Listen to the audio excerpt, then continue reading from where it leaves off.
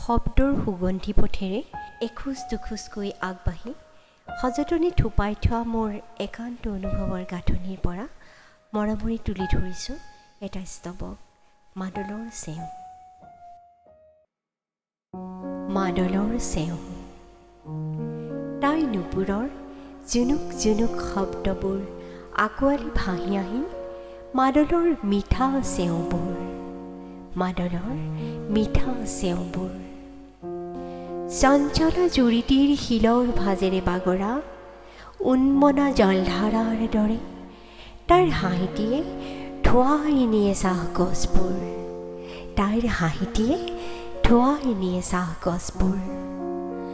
মাদলৰ মাদকতাত বিলীন লাজ ভৰা চাৱনীয়ে লয় লাহে সাবটিলে মনটো আপোনজনৰ।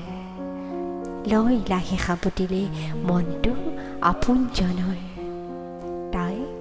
তাই বাকৰুদ্ধ সেন্দুৰীয়া মুখখনত তাইৰ সাঁচতীয়া সপোনৰ উজান। তাইৰ সাঁচতীয়া সপোনৰ উজান।